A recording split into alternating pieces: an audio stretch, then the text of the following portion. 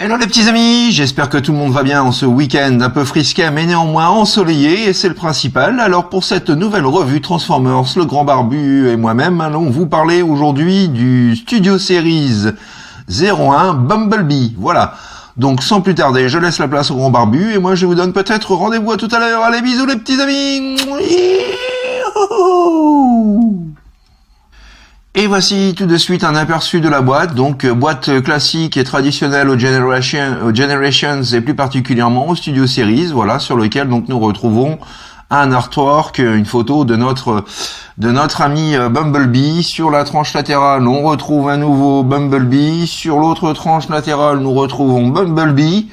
Et au dos de la boîte, donc nous retrouvons le produit commercial, à savoir Bumblebee sous sa forme robot et sous sa forme véhicule. Voilà un petit peu. Donc on nous montre également qu'il existe dans cette première vague d'autres TF de disponibles et que l'intérieur donc de la boîte est pourvu d'un petit décor que je vais vous montrer tout de suite. Voilà, comme pour tous les autres Studio Series, donc un petit décor qui permet de servir à la fois de support et de diorama pour notre Bumblebee. Voilà, donc ça reprend un extrait donc du premier film dans lequel Abby va être confronté, je crois, à Barricade. Voilà, ou tout du moins quand Sam Witwicky découvre les propriétés de sa voiture. Voilà en ce qui concerne donc le petit display et la boîte. Nous retrouvons bien évidemment donc la petite notice d'utilisation que voici. Et voici tout de suite notre petite abeille, donc sous sa forme alternative, donc, qui est basée sur une Chevrolet Camaro de 76, voilà, comme on peut le voir dans le tout premier film, au début du tout premier film Transformers Movies. Voilà un petit peu ce que ça donne. Donc véhicule, ma foi, fort réussi, plutôt sympathique. Alors pas très très grand comme tous les véhicules donc de cette gamme Studio Series apparemment. Mais néanmoins bien fichu et bien détaillé. On va commencer tout de suite donc par faire le tour du propriétaire. Donc nous retrouvons les bandes noires à l'avant et à l'arrière donc de notre petit Bee. Voilà, nous avons également le droit à 4 petits phares semi-translucides donc en silver. Nous avons également le radiateur et une partie du pare-choc en silver. Voilà, du plus bel effet. Nous n'avons pas de jantes chromées, mais celles-ci sont néanmoins se distinguent néanmoins du reste de la roue. Donc j'apprécie aussi cet effort. Nous avons donc au dos, voilà, nous retrouvons donc avec grand plaisir les phares peints en rouge. Voilà, une petite, on va dire une petite chose que l'on aime voir sur nos Transformers aujourd'hui et qui n'est pas systématique. Et puis, surtout, voilà, pour tout le pourtour, nous avons donc le pare-brise et les vitres qui sont translucides. Voilà un petit peu donc pour notre petite voiture. Voilà, au niveau de l'undercarriage, voilà ce que ça donne. Donc, tout est visible. Hein. Nous avons donc les bras juste ici, la tête, le torse et les jambes, bien entendu. Donc voilà, on devine assez facilement où se trouvent les éléments. Voilà, en ce qui concerne ce petit véhicule, à noter donc qu'il est fourni avec, alors je vais essayer de faire une mise au point, voilà, donc avec ce petit blaster, voilà, très très bien fichu, et bien décoré, donc avec du jaune et du silver, rien à dire là-dessus, voilà, donc ce blaster peut se greffer à l'avant-bras de Bee. J'aurais aimé avoir un Battle Mask, ce n'est pas le cas, mais bon, moi c'est pas bien méchant. Mais sinon voilà, ça remplit plus que raisonnablement donc son office. Alors petite chose pour le stocker, donc il suffit tout simplement de plugger cet ergot là juste ici à l'arrière, comme ceci, et voilà. Alors je vous l'accorde, hein, c'est ridicule et c'est très moche, mais c'est possible. Donc voilà, c'est ainsi que l'a prévu Hasbro. Donc voilà en ce qui concerne son petit pampan.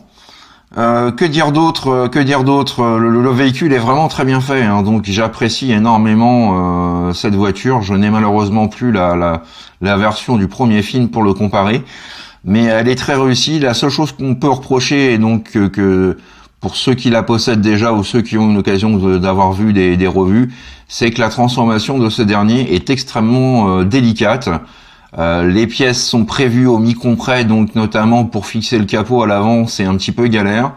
Le toit et cette partie-là ont tendance à se déclipser très très facilement lors de la transformation. Voilà. Et puis l'avant-bras aussi, voilà, celui-ci qui a tendance à se déclipser également, puisque voilà, on peut plugger le blaster à la place. Donc voilà, malheureusement, quelques petits défauts et incohérences au niveau du véhicule. Donc voilà, pour ce qui est du mode alternatif. Petit comparatif à présent avec la version Edge of Extinction, inspirée cette fois-ci, enfin toujours du moins d'une Camaro, une Chevrolet Camaro, cette fois-ci donc SS, un modèle de 67. Voilà, donc elle était déjà assez petite pour le film Edge of Extinction, mais le Bumblebee Studio Series l'est un petit peu plus. Voilà, l'un de mes autres reproches, c'est que cette gamme Studio Série par rapport au prix est vraiment définitivement trop élevée en termes de prix, voilà, tout simplement. Voilà un petit peu ce que ça donne donc côte à côte. Les deux billes esprit passé réunis. Le voici à présent en compagnie du Decepticon Stinger, donc issu également de la gamme Studio Series. Donc le Stinger est quand même, alors voilà, en termes de longueur, c'est quasiment similaire. En termes de largeur, ce billet-là est malheureusement plus fin. Donc j'aurais aimé avoir un véhicule quand même globalement plus imposant, surtout donc pour la transformation qui aurait été du coup peut-être un petit peu plus simple. Donc le voici auprès de Stinger. Et pour terminer, donc, vous le voici aux côtés de l'autre Studio Series Bumblebee, voilà, sous sa forme coccinelle, auquel j'ai pu faire une revue il y a quelques temps.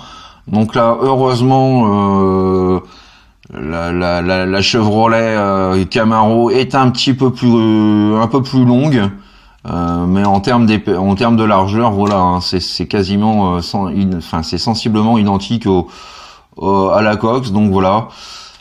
Les deux pépères réunis, donc pour un petit display sympatoche, ça fait toujours bien plaisir.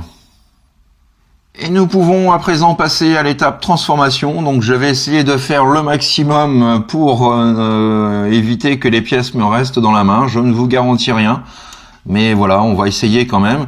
Donc pour commencer la transformation, vous prenez cette petite partie-là et vous la faites, voilà, vous la soulevez comme ceci. Ensuite, vous déloquez légèrement la main, vous la remontez un petit peu de façon à pouvoir, et voilà, là la roue qui me reste dans la main, voilà, de façon à pouvoir sortir cette partie-là. Ensuite, vous faites, voilà, un mouvement du bras comme celui-ci, et vous le sortez complètement. Vous le positionnez comme ceci.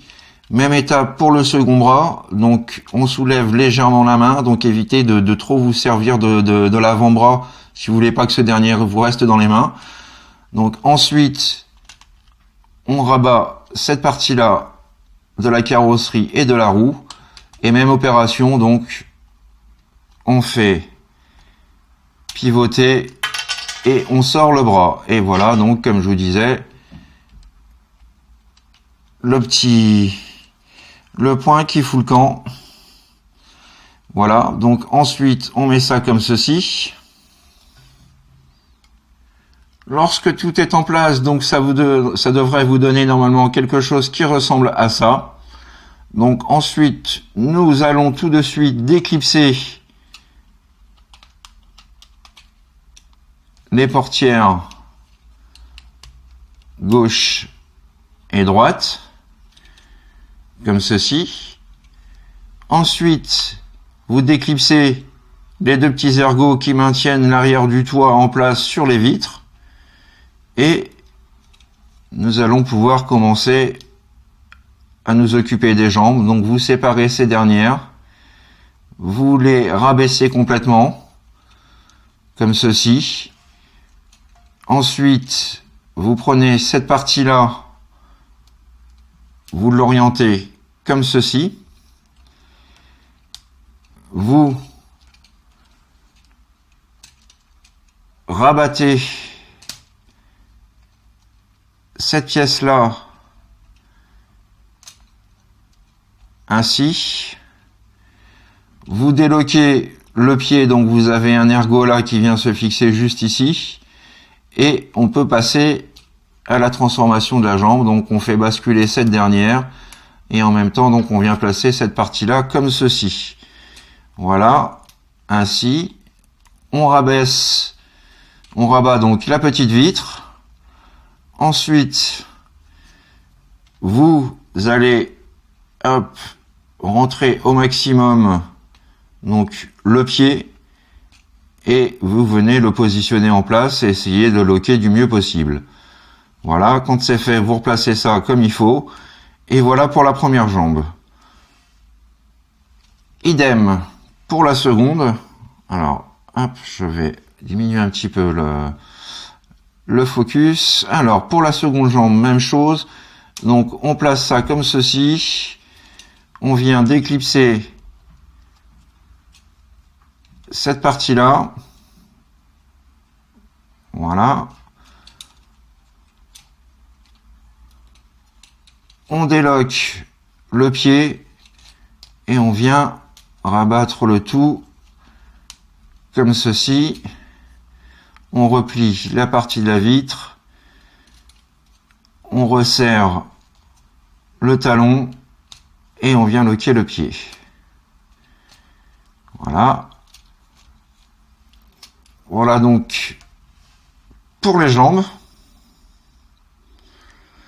Ensuite, partie un petit peu plus délicate. Donc, vous allez déclipser ces parties-là. Voilà, le capot et le toit.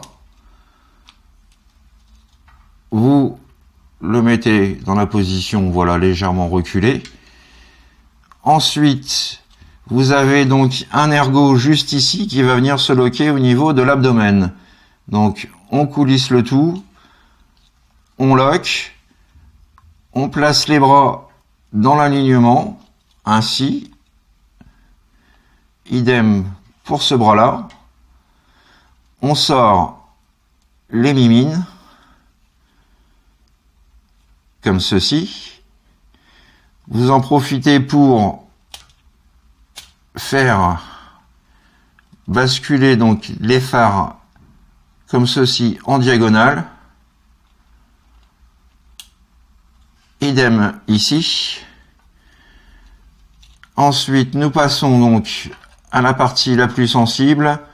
Donc vous maintenez, vous faites une petite pression pour éviter que ça foute le camp. Donc vous maintenez avec le pouce, vous repliez comme ceci, et vous, voilà, positionnez le tout ainsi. Dernière étape, on abaisse ces parties-là. Et voilà, mesdames et messieurs, ladies and gentlemen, notre ami Bi transformé. Alors, je vais essayer de le stabiliser.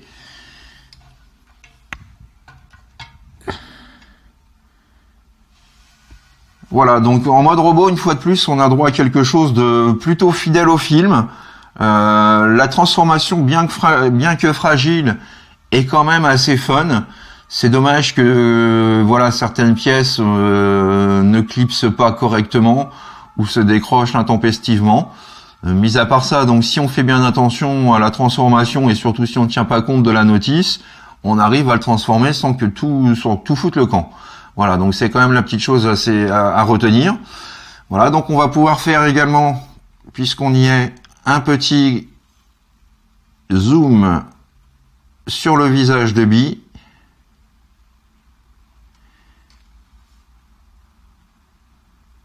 Voilà. Donc plutôt bien réalisé également. Alors je rapproche un petit peu ma petite lumière.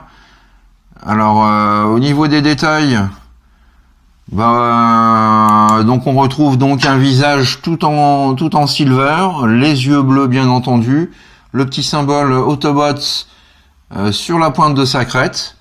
Voilà, donc ça c'est plutôt pas mal. Nous avons quelques touches argentées ci et là. Un petit peu de noir. Voilà. Des détails aussi assez bien fichus donc au niveau de l'abdomen. Alors, monsieur Focus, faites-moi un joli zoom, voilà, faites-moi un joli plan bien propre. Voilà, toute cette partie-là également est très très bien travaillée, très bien fichue, avec de nombreux petits détails.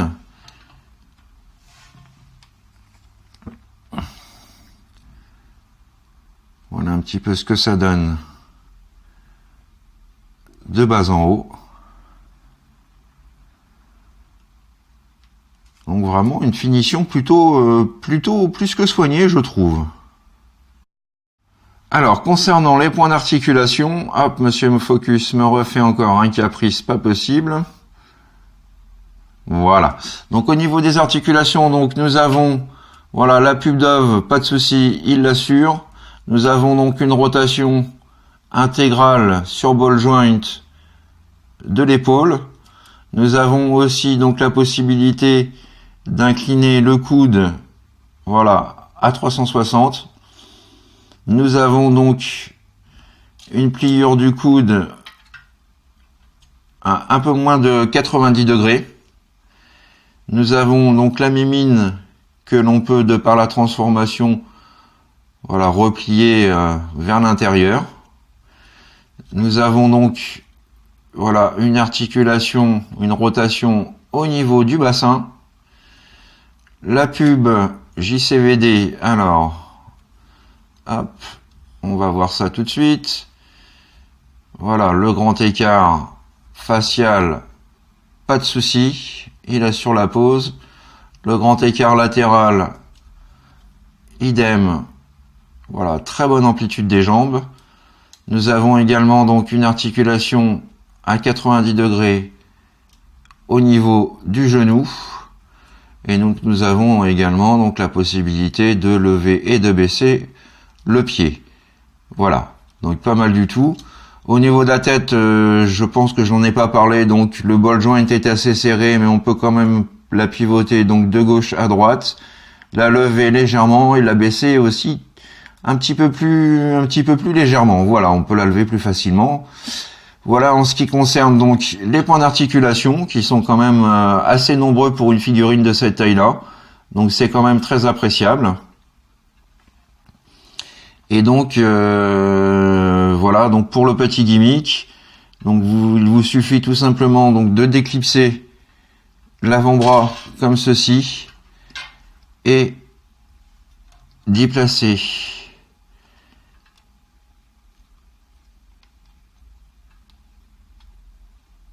hop son blaster. Et voilà. Pas trop vilain. Donc voilà, un petit gimmick qui s'intègre parfaitement aussi dans la continuité du bras. Donc vraiment très sympa. Voilà, donc je vous fais un dernier petit 360 pour que vous puissiez voir notre petite abeille sous toutes ses coutures.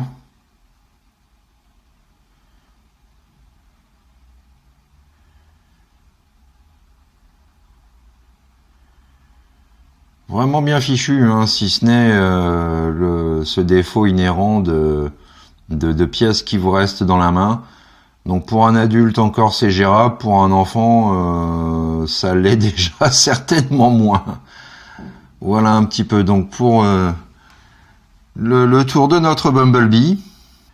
Et petite photo de famille pour terminer cette revue, donc voilà, de nos deux Bumblebee esprit années 60-70. Voilà. Donc ça fit aussi pas trop mal, même si la gamme Studio Series se démarque quand même malgré tout de la gamme Age of Extinction. Voilà les petits amis, c'est ainsi que s'achève ma revue du jour Transformers consacrée au Studio Series numéro 1 Bumblebee. Voilà, petite figurine qui, malgré ses défauts, je vous conseille quand même de posséder. La Camaro 76 n'étant pas la plus représentée dans la collection et dans l'univers Transformers. Voilà, c'est chose faite et donc ça permet d'avoir un nouveau Bumblebee à sa collection Transformers. Voilà, donc je vous donne rendez-vous pour ma part très prochainement pour de nouvelles aventures Transformers. D'ici là, portez-vous bien, faites ce que vous avez à faire dans l'amour, dans la joie et dans la bonne humeur. Profitez bien de votre week-end. Et à très bientôt. Allez, bye bye les petits amis. Tchuss. Halt. Tu es en état d'arrestation. Ben pourquoi? Qu'est-ce que j'ai fait? Parce que tu portes le gilet jaune. Regarde, t'es jaune de la tête aux pieds. On est le 17. Allez. Aïe, aïe, aïe. Au poste. Aïe, aïe, aïe, aïe, aïe. Non mais...